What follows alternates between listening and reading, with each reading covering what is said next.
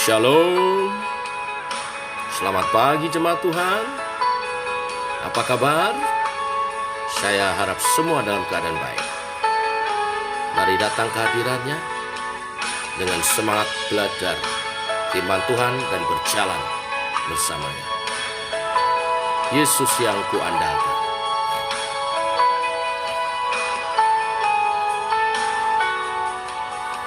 Ku perlu Engkau Yesus, haus jiwaku menantikan-Mu. Ku percaya Kau penuh pengharapanku di dalam-Mu. Yesus, hanya Kau yang kuandalkan, melebihi siapapun juga. Yesus, hanya Kau yang ku percaya di setiap waktu. Tiada lain yang ku andalkan selain Kau, Yesus.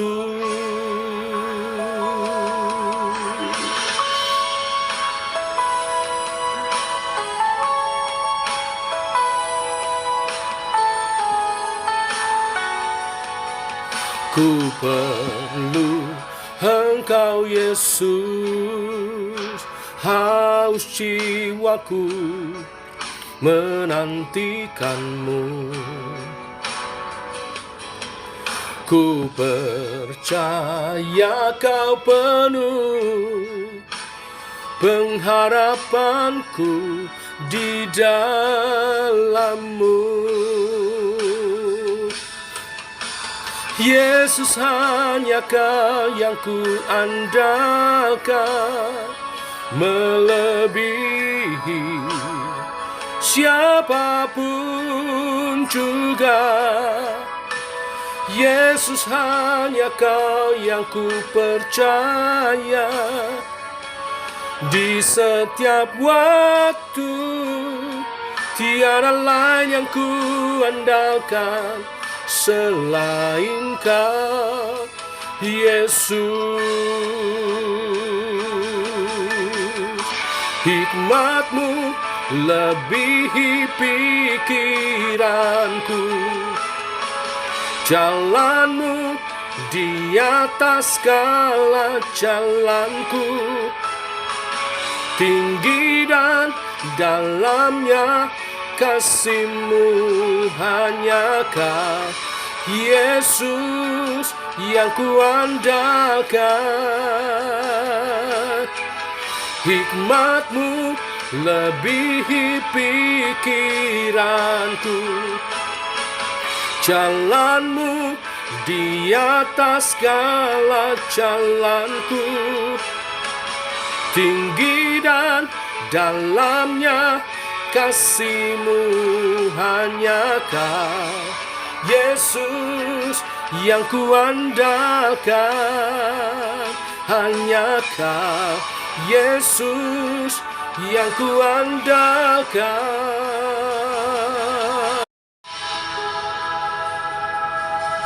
Yesus, hanya Kau yang kuandalkan, melebihi siapapun juga. Yesus, hanya Kau yang ku percaya di setiap waktu.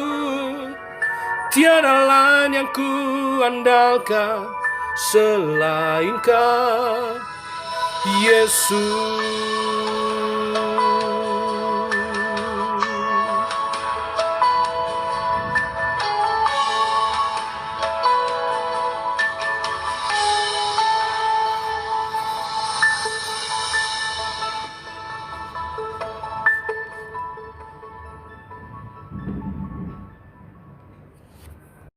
Tiba waktunya kami renungkan firman-Mu Allah Roh Kudus bimbing kami mengerti kebenaran-kebenaran-Mu. Dalam nama Yesus kami berdoa. Amin. Bapak Ibu, kita lanjutkan renungan firman Tuhan pagi hari ini. Kita masuk Kejadian pasal 13 ayat 1 sampai dengan yang ke-18. Demikian firman Tuhan. Maka pergilah Abram dari Mesir ke tanah Negeb dengan istrinya dan segala kepunyaannya, dan Lot pun bersama-sama dengan dia. Adapun Abram sangat kaya, banyak ternak perak dan emasnya. Ia berjalan dari tempat persinggahan ke tempat persinggahan, dari tanah Negeb sampai dekat Betel, di mana kemahnya mula-mula berdiri antara Betel dan Ai. Di tempat mezbah yang dibuatnya dahulu di sana, disitulah Abram memanggil nama Tuhan. Juga Lot yang ikut bersama-sama dengan Abram mempunyai domba dan lembu dan kemah. Tetapi negeri itu tidak cukup luas bagi mereka untuk diam bersama-sama, sebab harta milik mereka amat banyak, sehingga mereka tidak dapat diam bersama-sama. Karena itu terjadilah perkelahian antara para gembala Abram dan para gembala Lot. Waktu itu orang Kanaan dan orang Feris diam di negeri itu. Maka berkatalah Abram kepada Lot, "Janganlah kiranya ada perkelahian antara aku dan engkau, dan antara para gembalaku dan para gembalamu. Sebab kita ini kerabat. Bukankah seluruh negeri ini terbuka untuk engkau? Baiklah, pisahkan dirimu daripadaku. Jika engkau ke kiri, maka aku ke kanan. Jika engkau ke kanan, maka aku ke kiri." Lalu Lot melayangkan pandangnya dan dilihatnyalah bahwa seluruh lembah Yordan banyak airnya, seperti taman Tuhan, seperti tanah Mesir, sampai ke Soar. Hal itu terjadi sebelum Tuhan memusnahkan Sodom dan Gomora. Sebab itu Lot memilih baginya seluruh lembah Yordan itu. Lalu ia berangkat ke sebelah timur dan mereka berpisah. Abram menetap di tanah Kanaan, tetapi Lot menetap di kota-kota lembah Yordan dan berkemah di dekat Sodom. Adapun orang Sodom sangat jahat dan berdosa terhadap Tuhan. Setelah Lot berpisah daripada Abram, berfirmanlah Tuhan kepada Abram, "Pandanglah sekelilingmu dan lihatlah dari tempat engkau berdiri itu, ke timur dan barat, utara dan selatan. Sebab seluruh negeri yang kau lihat itu akan kuberikan kepadamu dan kepada keturunanmu untuk selama-lamanya. Dan aku akan menjadikan keturunanmu seperti debu tanah banyaknya. Sehingga jika seandainya ada yang dapat menghitung debu tanah, keturunanmu pun akan dapat dihitung juga. Bersiaplah, jalanilah negeri itu menurut panjang dan lebarnya. Sebab kepadamulah akan kuberikan negeri itu."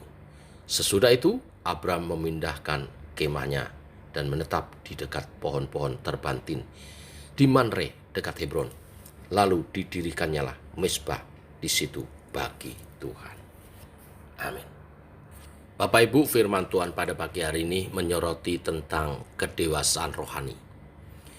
Kedewasaan rohani dalam menghadapi sebuah permasalahan. Permasalahan timbul justru ketika Abraham dan Lot keponakannya diberkati oleh Tuhan. Abraham dan Lot diberkati oleh Tuhan dengan banyak ternak miliknya. Konflik timbul saat terjadi percekcokan antara gembala-gembala Abraham dan gembala-gembala Lot. Mereka berebut lahan untuk makan ternak majikannya. Wilayah di mana mereka tinggal menjadi sangat sempit karena banyaknya ternak itu. Disinilah kita melihat kedewasaan rohani Abraham yang mulai bertumbuh. Di perikop sebelumnya, Abraham sangat gegabah, tapi sekarang mungkin setelah sekian tahun Tuhan terus membimbing, rohaninya bertumbuh. Sebagai orang percaya, kita juga harus bertumbuh secara rohani, Bapak Ibu. Nah, kedewasaan rohani Abraham ditujukan dengan apa? Yang pertama, dia berinisiatif menyelesaikan masalah. Ketika masalah timbul, percecokan antara gembala-gembala Abraham dan gembala-gembala Lot, Abraham tidak tinggal diam. Dia berinisiatif menyelesaikan masalah. Dia berbicara dengan Lot. Yang kedua, kedewasaan rohani Abraham nampak dari apa? Rela berkorban. Ketika membicarakan masalah untuk menyelesaikannya, Abraham berkata kepada Lot, "Janganlah kiranya ada perkelahian antara aku dan engkau, dan antara para gembalaku dan para gembalamu, sebab kita ini kerabat. Bukankah seluruh negeri ini terbuka untuk engkau? Baiklah, pisahkan dirimu daripadaku. Jika engkau ke kiri, maka aku ke kanan. Jika engkau ke kanan, maka aku ke kiri." Kelihatan bagaimana walaupun Abraham yang lebih senior seharusnya memilih apapun Lot harus nurut, tetapi Abraham justru mendahulukan Lot untuk memilihnya. Lot itu keponakan, tetapi Abraham memberi pilihan lebih dulu pada Lot. Sungguh sangat dewasa. Abraham memberi Lot kesempatan untuk memilih lebih dahulu wilayah manakah yang hendak didiaminya. Akhirnya Lot memilih daerah lembah Yordan. Yang ketiga, kedewasaan rohani Abraham nampak dari apa? Ia memegang janji Allah. Berbeda dengan perikop sebelumnya, dia berjalan dengan hikmatnya sendiri. Kali ini dia menyerahkan semua kepada Tuhan. Dia memegang janji Allah. Hal ini nampak dalam hal memilih wilayah. Kebanyakan orang akan menjatuhkan pilihan berdasarkan apa yang tampak baik di mata dan pertimbangan-pertimbangan ekonomi. Seperti Lot memilih daerah lembah Yordan. Memang subur kelihatannya seperti taman Tuhan. Tetapi Lot tidak memperhitungkan bahwa lembah Yordan dekat dengan Sodom dan Gomora, kota yang penuh dosa di mana banyak orang jahat tinggal di sana. Sebaliknya Abraham tidak ambisius dengan pertimbangan-pertimbangan itu. Dia yakin percaya Tuhan memberkatinya. Oleh sebab itu di akhir perikop Tuhan meneguhkan kembali janjinya kepada Abraham. Ayat 14b, "Pandanglah sekelilingmu dan lihatlah dari tempat yang engkau berdiri, itu ke timur dan ke barat, utara dan selatan. Sebab seluruh negeri yang kau lihat itu akan kuberikan kepadamu dan kepada keturunanmu untuk selama-lamanya. Dan aku akan menjadikan keturunanmu seperti debu tanah banyaknya, sehingga jika seandainya ada yang dapat menghitung debu tanah, keturunanmu pun akan dapat dihitung juga. Bersiaplah, jalanilah negeri itu menurut panjang dan lebarnya, sebab kepadamu lah akan kuberikan negeri itu."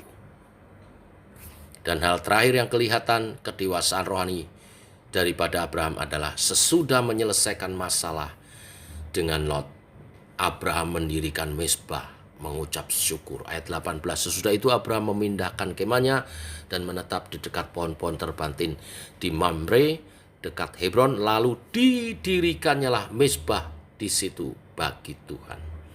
Orang yang dewasa rohani selalu membangun mezbahnya untuk menyembah Tuhan, untuk berdoa, untuk beribadah, untuk bersyukur atas segala pertolongannya.